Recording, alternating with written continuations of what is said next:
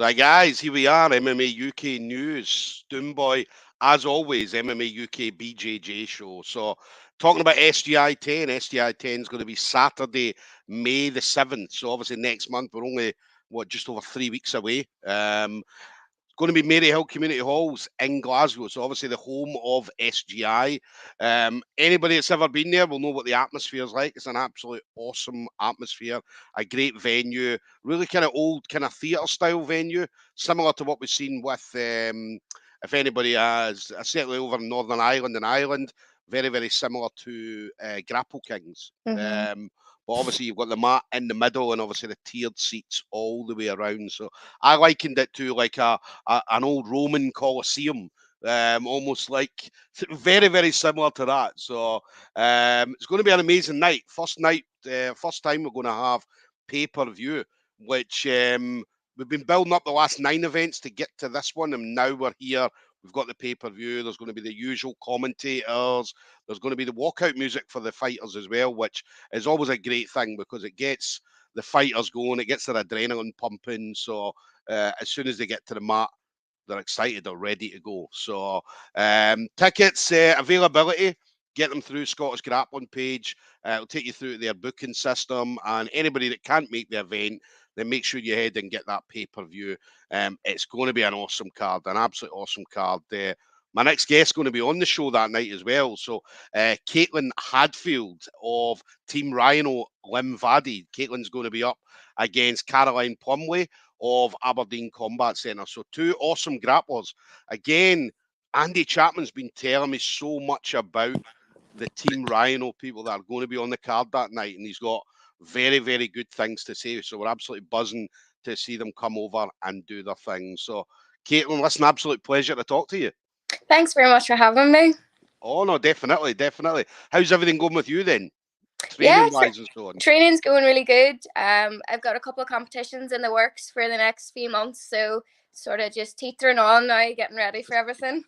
Definitely. It's an exciting time as well. I mean, you'll probably know the last couple of years has been absolutely horrible. Obviously training wise and so on. So it's exciting because 2022 is going to be our year.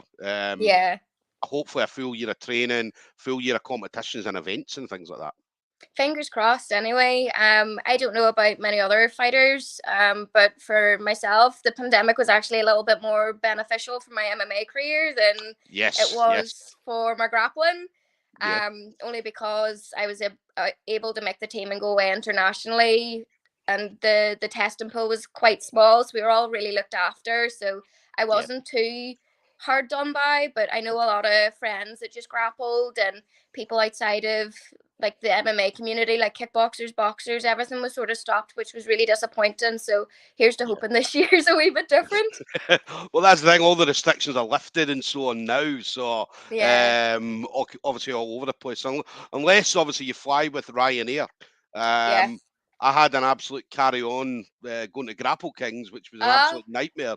I didn't get Don't even go there. I didn't get out, so I was gutted. But obviously Ryanair's policy was a little bit different from the Irish government's policy. So, but yeah, I didn't get over. But hopefully it's going to be a good year. There's going to be no issues, no restrictions, and I know COVID's still kicking about. But I think everybody's sort of at that stage where we're like, well, we're sort of safe enough. We're following whatever policies need to be followed. So we're hoping that there's no hard lockdowns.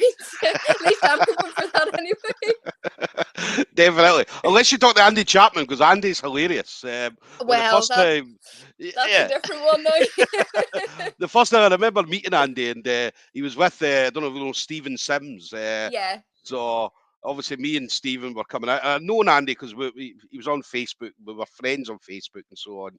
So we were coming out of, I think it was SGI 8, or I think SGI 8 or 9. And Stephen asked, Stuart, how's your dad? Because my dad, at the very start of COVID, got hit really bad and nearly died, ended up getting his leg cut off and things like that. Wow. So, and then obviously I'd known Andy because I was talking to Andy and saying, Andy, I think your posts are hilarious, because Andy's always on about COVID's not real, it's just the government and stuff like that. And then, so when Stephen asked, how's your dad? And I was like, yeah, he's good. And Andy said, oh, what happened with your dad? And I was like, well, he actually got COVID. So, and Andy's like, oh my God. He's like, oh, I'm really sorry about my posts and things like that. I'm like, mate, keep posting. They're hilarious. I love Andy's posts. So, but awesome, man. It's always, and he's Euro posts as well. See, when he was posting about every day about he'd won the Euros and stuff like that. And anybody I spoke to, I'm like, did you know Andy won the Euros? And they're like, I know. It was like, I remember seeing the post go up because I wasn't able to watch it. I think I was in work at the time or something. And I was like, yeah! I was screaming everywhere. But he let everybody know every single day he was posting, I won the Euros. And I'm like, definitely. I let you in on a secret. He's still like that now. Yes. Listen, we absolutely love Andy. Andy, definitely do not change Andy. So. No, 100%. The world would be a bit different without Andy in it. Yes, definitely. And then what about SGI then? So SGI10, as I said, going to be awesome. We keep talking about the pay-per-view. It's going to be quite a historical night. It's going to be a historical night as well for female grappling because 100%. It's nice to see a wee bit of female representation because any of the sort of like larger jiu-jitsu tournaments that I've seen that are maybe pay-per-view or invitational only have sort of been, they're not targeted more towards males, but there tends to be a hell of a lot more male competitors, which if you don't have a females to put on the card, you can't put them on, you know. But it's nice to see that there's a number of us competing, and we're all game as a men anyway. Like if I was told tomorrow that Caroline couldn't fight for whatever reason, give me some man about my weight too. I'll take him too. Yes. And that's the thing. I mean, I think it's when I looked at, I think it's 12 women on it, which is very, very similar to Grapple Fest. At the last Grapple Fest, there was 12 women on the last card. And I mean, the last two Grapple Fests, we had Rosa Walsh and Nadine Tavares got fight of the night. And then obviously the last one, Fionn and Kendall got fight of the night as well. So female jiu-jitsu, women's jiu-jitsu is a lot better to watch sometimes than men. 100%. I mean, we've seen quite a lot of skillful male jiu-jitsu matches, but I think women's jiu-jitsu sometimes is slept upon a little bit just because there's not a lot of representation unless it's quite high level. So it's really nice to see that there's so many on the card and we're just sort of creeping in there, making a wee name for ourselves. We're like, hey, remember me? Definitely. And we're going to see as well, Grapple Kings are putting on a Grapple Queens later in the year. So that's going to be an amazing event as well for female grappling. I actually tried to get matched for Grapple Kings there not so long ago, but they told me that Grapple Queens was coming around. So fingers crossed I get a match for that too. Definitely. We're going to see some absolutely fantastic females from all across Ireland are going to be on the card that night. So I think that's later on in the year. I believe it's about, I think it's August or September. So yeah, I heard something like that anyway. Yeah, so keep an eye out for that. Grapple Queens is coming. So SGI, as I said, it's I mean, how did you find out then that you were going to be on the card? I knew that Andy had fought on SGI a wee while back, and it was something that I sort of said to him, how do I get on that, or who do I need to speak to make a match? Because obviously, like for MMA promotions, you sort of get your coach to sort of put your name forward, and maybe you'll chat back and forth and discuss a weight and the usual stuff you have to go through. So I'd sort of tortured Andy a wee bit. When's it coming up? Where's the grappling fights? I've got nobody to really fight in the normal competitions because I'm so small. I put myself in, and maybe the next section above me is maybe 60 kilos, and I'm like pulling my hair out trying to decide whether it's worth risking my knees or not. Yes. So that's just sort of Andy had messaged back and forth, and we agreed on a weight, and we're ready to go. Definitely. We've got a couple of people, one person, Shay, just saying, coming in with a few things. Shay just saying, hi, did I miss it? So no, obviously, kids, it's okay. I'm still here. We're live. And then just saying she isn't lying. So when we were talking about Andy Chapman, saying the world would be a very different place without Andy 100%. Chapman, Shay just said, she isn't lying. So as we love Andy Chapman, we do love Andy. So he's brilliant. Yes. So it's going to be great. I mean, as I say, we talked about obviously yourself. We're going to have Eamon on the show as well. We're going to have Stacey on the show. And I mean, The three, in fact, yeah, we've got a few other Team Ryano on, obviously from Dublin and so on. So you're definitely coming over with company. Yeah, Some 100%. really We good never leave company as without well. a wee crew behind us anyway. Yeah, and some really good company as well. Some really good names in there. So, and we always love anybody that comes over from, whether it be Northern Ireland or Southern Ireland. We always love you guys coming over, because you guys, and we saw it with Andy the last time. Andy came over and put on an absolute show and got the submission victory. And so we're looking forward to seeing you guys come and do the same. Definitely. Something that we'd never fall short of is company and putting on a show for everybody. Yes. So it'll be a good night. Definitely. And then, what about you this year then? So SGI will be one of your kind of main focuses at the moment. So obviously being 3 weeks away. What do you see yourself doing going forward for the rest of the year? What would you like to be doing going forward, Caitlyn? Just prior to competing on SGI, I'll be competing in the IBJJFs in Dublin. That's right, yeah. That's something that I'm sort of aiming towards, try and put my stamp on that as well. I didn't really get much. I got my blue belt just before the pandemic, or just sort of when restrictions lifted the first time. So it was difficult to sort of get grappling matches or in-houses or get the experience. So I kind of felt like my blue belt was taken away from me, really, because I didn't get the chance to compete. So I'm trying to ram as much in now as possible. But yeah, definitely the IBJJFs, and then this SGI, and then hopefully Grapple Queens, and then on the MMA front, I have July as a possible date, September and November as well. So relatively busy, but sure, busy who knows? Year. Something could happen. That's definitely a busy year for you.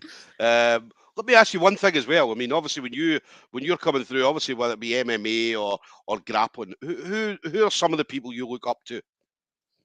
Ronda Rousey was my inspiration to get into MMA. I was a kickboxer before then, so I remember watching Ronda. Maybe it was her second or third fight in the UFC, and thinking, "Fuck, that is cool." Yeah. And just seeing her taking women's arms home to put in the trophy cabinet, and I was like, "Yeah, that sold it."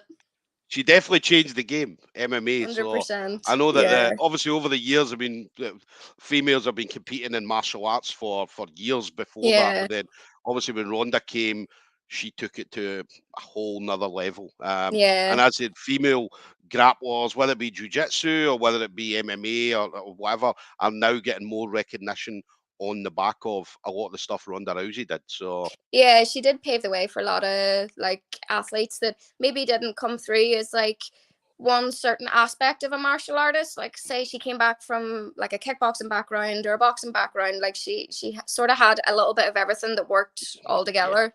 So like she appealed to a lot of people. Like before that, I only ever had, like, I looked up to male kickboxers and like, fuck, those are cool, I could do that. But then you don't, for me, I couldn't picture myself doing what they were doing professionally because I couldn't see the women doing it. So I just thought, well, that's not a career choice that I can have, because I didn't have the female representation. So then when I seen her, I was like, yes, that's the woman.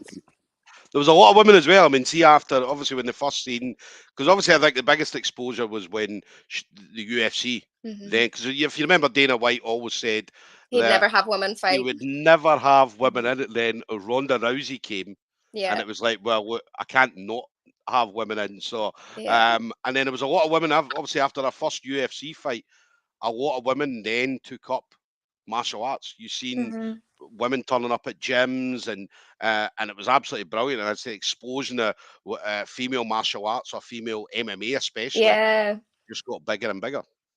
And like for me, she encompassed a lot of things that were brilliant for just like female empowerment. It didn't have to be a male dominated sport. It wasn't a male arena, because she clearly was a female doing very well in her job. Yeah. So it was nice to see. Yeah, she would have kicked a few of the male asses as well. So she would have she would have definitely beat a few males. And I remember she was talking about that one time. She was going, I think she was going to go for she talked about fighting a champion, a male champion, a similar weight and so on. Obviously, it didn't happen. Something like that obviously couldn't happen. So, but yeah, she wanted to do it. She wanted to cross over and say, look, put me in against anybody. So I think, like, for me, I would probably take a grappling match quicker with a man than I would a cage fight with a man. Let's be honest. There's a bit of a discrepancy. Yes, But definitely. I can understand the drive because, like, I'm one of 3 active, maybe 4 active female competitors in my gym. The rest of them are male. So I can understand that maybe not having the option to train with females. And for a long time, I didn't have the option to train with them because there just wasn't any. As I was saying to you before, you can't put people if there isn't anybody to put there. So I can understand the frustration of going, well, just give me a man then. Yes. Do you know, I laughed. I talked to, I'm trying to think, was it Rosa Walsh? Obviously Rosa Walsh from down south from you, and she was saying the same thing when before they'd got her matched up on the last Grapple Kings. She was saying, well, there was 2 brown belts of a similar weight to her that were fighting, and she's like, listen, I'll take the winner. And she wanted to fight the winner on Grapple Kings, and they were like, no, listen, we'll find someone. And then eventually, obviously, they found an opponent for her. But she didn't care. She was like, I'll fight anybody. As long as they're the same weight as me, then I don't mind. That's the thing. Like, I think because we're so well used to training with men in the gym, it's not a foreign proposition for somebody to then be like, okay, well, if you can't get me a girl, you give me a man. Yes. And we saw that is it Stacey? Stacey, I'm going to be speaking to on Thursday. Yeah. There's a picture, because obviously I was looking through, because what I do is obviously try and find a picture so I can use for the video. And I was on Stacey's, and Stacey actually took silver medal in a male absolute grappling match. She did, yeah. Right? Yeah. And I seen the picture and I was like, did that happen? And yeah, sure enough. Oh yeah, that definitely happened.